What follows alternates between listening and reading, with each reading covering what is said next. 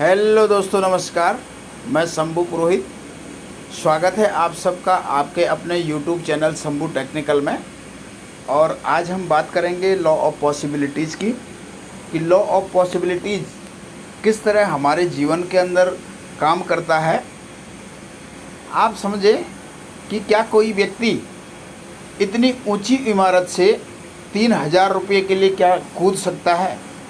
तो दोस्तों यहाँ पे आंसर आता है कि हाँ, क्योंकि इम्पॉसिबल अपने आप में कहता है हमेशा कि आई एम पॉसिबल, कि हाँ मैं संभव हूँ।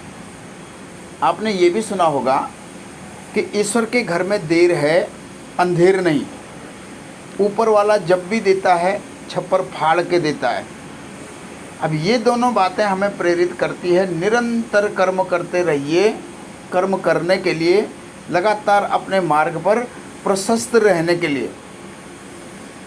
इनको पहचानते हैं आप लोग? ये हैं दशरथ मांझी, और इन्होंने 25 फुट ऊंचे पहाड़ को काटकर 360 फुट लंबी और 30 फुट चौड़ी सड़क बना डाली।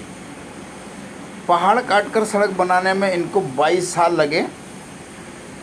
सड़क बनाने के लिए दशरथ मांझी ने सिर्फ हथौड़ा और छेनी का प्रयोग किया। अब ये क्यों संभव हो पाया मेरे मित्रों? एक बार इनका जो वाइफ थी, इनकी वाइफ प्रेग्नेंट थी और कुछ कारणवश उनका स्वास्थ्य थोड़ा सा खराब हो गया था। वो अपनी वाइफ को हॉस्पिटल लेके जा रहे थे। तो हॉस्पिटल जाने के लिए इस पहाड़ी को पार करना होता था, और जो कि लगभग 13 किलोमीटर के आसपास का रास्ता था। तो जब इनकी वाइफ इस पहाड़ी पे चढ़ रही थी तो अचानक से उनका पाँव फिसल गया, और पाँव फिसल करके वो नीचे गिर गई, और नीचे गिरने पे उनका देहांत हो गया। तो दशरथ मांझी को उस समय एक काफ़ी बड़ा सदमा लगा, और उन्होंने सोचा कि काश अगर इस पहाड़ी से कोई सड़क आगे हॉस्पिटल तक जाती तो आज मेरे साथ ये हादसा नहीं होता। और उस दिन उन्होंने प्रण लिया कि मैं इस पहाड़ को तोड़ करके यहाँ से सड़क निर्माण करूँगा, सड़क बनाऊँगा। और उन्होंने एक छेनी और हथौड़े की मदद से 22 साल में यहाँ पे 30 फीट चौड़ी सड़क बना दी। यानी कि इनकी डिक्शनरी के अंदर असंभव नाम का कोई शब्द नहीं था। जब ये इस पहाड़ी को तोड़ने के लिए निकलते थे तो लोग इनको देख के हंसते थे, इनका मजाक उड़ाते थे कि ये पागल हो गया है और ये छेनी और हथौड़ी से क्या करेगा, इस पहाड़ को तोड़ करके यहाँ से सड़क निर्माण करेगा। लेकिन इन पे किसी भी चीज़ का ऐसा प्रभाव नहीं पड़ा, और ये निरंतर अपने फील्ड में काम करते चले गए।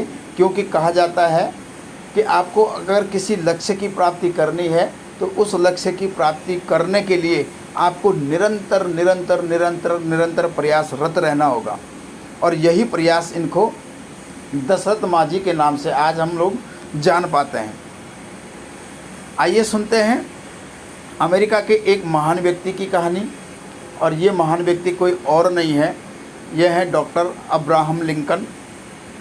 इनकी कहानी 12 फरवरी 1809 को एक गरीब परिवार में इनका जन्म हुआ। 9 वर्ष की उम्र में उन्होंने माँ को खो दिया। 22 वर्ष की उम्र में जॉब चली गई। 23 वर्ष की उम्र में स्टेट लेजिस्लेटर का चुनाव हार गए। 24 वर्ष की उम्र में बिजनेस में फेल हो गए। 26 वर्ष की उम्र में मंगेतर का देहांत हो गया। 27 वर्ष की उम्र में उन्हें नर्वस ब्रेकडाउन हुआ। 34 और 39 वर्ष की उम्र में कांग्रेस का चुनाव हार गए। और 45 वर्ष की उम्र में यूएस सेनेट का भी चुनाव हार गए।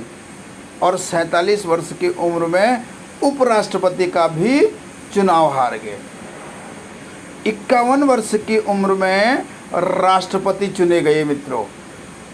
और ये सब कुछ संभव हो पाया क्योंकि इन्होंने कभी भी हार को स्वीकार नहीं किया, असफलता को कभी भी स्वीकार नहीं किया, क्योंकि इनकी डिक्शनरी के अंदर असफल नाम का कोई शब्द ही नहीं था। अब्राहम लिंकन की कहानी से हमें सीखने को मिलता है कि कभी हार मत मानो, कभी भी हार मत मानो, तब तक लगे रहो जब तक कि आप सफल नहीं हो जाते हैं। जब तक कि आपको सफलता न मिल जाए तब तक अपने काम को करते रहो। Never never never never give up. कभी भी गिव अप मत करो, कभी भी क्विट मत करो। अब्राहम लिंकन को किस चीज़ पर विश्वास था? उनको विश्वास था लॉ ऑफ पॉसिबिलिटीज़ के ऊपर। उनको पता था कि इस दुनिया के अंदर असंभव कुछ भी नहीं है। क्या आप जानते हैं इलेक्ट्रिक बल्ब का आविष्कार किसने किया था? तो ये भी कोई और नहीं है, थॉमस अल्वा एडिसन नाम के व्यक्ति ने बल्ब का आविष्कार किया, जिनको कि आज बिजली के बल्ब का आविष्कारक भी कहा जाता है। और इनके विषय में मैं कुछ बातें करूं। स्कूली समय पे जब ये स्कूल जाते थे तो स्कूल के टीचर ने इनको मंदबुद्धि बालक कहा था कि ये मंदबुद्धि बालक है। और एक दिन इनके पेरेंट्स को स्कूल में बुलावा भेजा तो इनकी मम्मी स्कूल में गई। टीचर ने इनकी मम्मी से कहा कि आपका बच्चा मंदबुद्धि का है, किसी भी चीज़ को नहीं समझ पाता है और आप इस बच्चे को वापस घर लेके जाओ। जब मम्मी इनको लेके वापस आ रही थी तो रास्ते में इन्होंने मम्मी को पूछा कि मम्मी टीचर ने क्या कहा। तो मम्मी ने इनका मनोबल रखने के लिए, इनका साहस रखने के लिए, ताकि ये नर्वस ना हो जाए, मम्मी ने कहा कि बेटा टीचर ने कहा कि आप एक होशियार, चतुर, बुद्धिमान और मेधावी छात्र हो। आपके बच्चे को पढ़ाने के लिए हमारे स्कूल में ऐसा कोई भी टीचर नहीं है कि जो आपके बच्चे को पढ़ा सकता है, आप इनको लेके जाओ। और वही मंदबुद्धि बालक जिनको कि टीचरों ने मंदबुद्धि बालक घोषित कर दिया था, वही मंदबुद्धि बालक आज बल्ब के आविष्कारक के रूप में जाना जाता है, और जो है थॉमस अल्वा एडिसन। आप भी अपने फील्ड के अंदर अगर सीरियसली वर्क करते हैं, सीरियसली काम करते हैं, तो आप भी बहुत अच्छे तरीके से अपना बिजनेस कर सकते हैं। आप सीरियस डिस्ट्रीब्यूटर ढूंढने के लिए कितने लोगों को बिजनेस प्लान दिखाते हैं, ये इस पर डिपेंड करता है। और अपने बिजनेस के अंदर सीरियस डिस्ट्रीब्यूटर कैसे लाएंगे, कहाँ से सीरियस डिस्ट्रीब्यूटर मिलेंगे, कहाँ से आपको एक परफेक्ट नेटवर्कर मिलेगा, कहाँ से आपको प्रोफेशनल नेटवर्क मिलेगा, कहाँ से आपको एक बहुत ही अच्छा सक्षम लीडर मिलेगा, तो उसके लिए आपको क्या करना होगा? लगातार लगातार लगातार बिजनेस प्लान करना होगा। जब जब आप शो द प्लान करते रहेंगे, तब तब आपको अच्छे से अच्छे नेटवर्कर्स मिलेंगे। और तब तक आप प्लान दिखाते रहिए जब तक आपको सीरियस नेटवर्कर्स न मिल जाए। प्रयास करते रहिए, प्रयास करते रहिए, प्रयास करते रहिए, क्योंकि शब्द आता है नेवर गिव अप। कभी भी गिव अप मत करिए। अगर आप कंटिन्यू प्रयास करते हैं तो एक न एक दिन आपका प्रयास सार्थक हो जाता है। आपने कई बार देखा होगा कि कपड़ों की दुकान में बहुत सारे लोग आते हैं, और बहुत सारे लोगों को आपने देखा होगा तो दुकानदार क्या करता है, हर ग्राहक को कपड़े दिखाता है, और तब तक कपड़े दिखाता जाता है जब तक कि ग्राहक को पसंद ना आ जाए, यानी कि जब तक कि उसका कपड़ा बिक ना जाए। क्योंकि उस दुकानदार को पता है कि अगर वो लगातार काम नहीं करेंगे, लगातार अगर प्रयास नहीं करेंगे, तो कहीं ना कहीं उनका कपड़ा नहीं बिकेगा।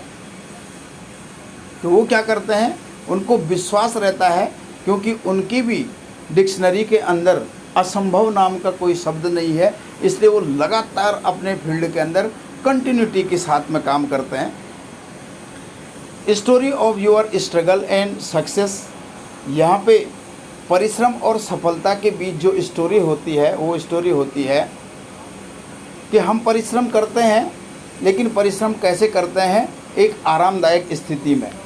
अब जब तक हम इस कंफर्ट जोन के अंदर रहते हैं, तो कंफर्ट जोन में मेहनत करने का कोई फ़ायदा नहीं है, क्योंकि हम वैसे ही रहते हैं जिस स्थिति में पहले थे। जब तक हम इस कंफर्ट जोन से बाहर नहीं निकलेंगे, इस नॉर्म से बाहर नहीं आएंगे, जब तक इस बॉल से बाहर नहीं निकलेंगे और हम एक अनकंफर्टेबल सिचुएशन में नहीं ढलेंगे, तब तक हमारी सफलता हमसे बहुत दूर रहती है। और कंफर्ट जोन क्या होता है मेरे मित्रों? मुझसे नहीं हो पाएगा, मेरे पास पैसे नहीं हैं, जैसा चल रहा है वही ठीक है, संतोषम परम सुखम। अब ये बहुत सारे ऐसे कंफर्ट जोन होते हैं जिन कंफर्ट जोन को हमको तोड़ना होता है। अब जब हम इस कंफर्ट जोन से बाहर निकलते हैं तो ही हमारे लिए सफलता के मार्ग बनते हैं मित्रों, तो ही सफलता के मार्ग बनते हैं। और कहा जाता है कि इस दुनिया में सब कुछ संभव है, सब कुछ संभव है। अगर आपने विश्वास कर लिया कि आप कर सकते हो तो यकीनन आप कर सकते हो, और अगर आपने विश्वास कर लिया है कि आप नहीं कर सकते हो तो यकीनन आप नहीं कर सकते हो, क्योंकि आपकी सफलता के लिए सिर्फ आप ही जिम्मेदार होते हैं। इसके लिए कोई दूसरा या तीसरा व्यक्ति जिम्मेदार नहीं होता है।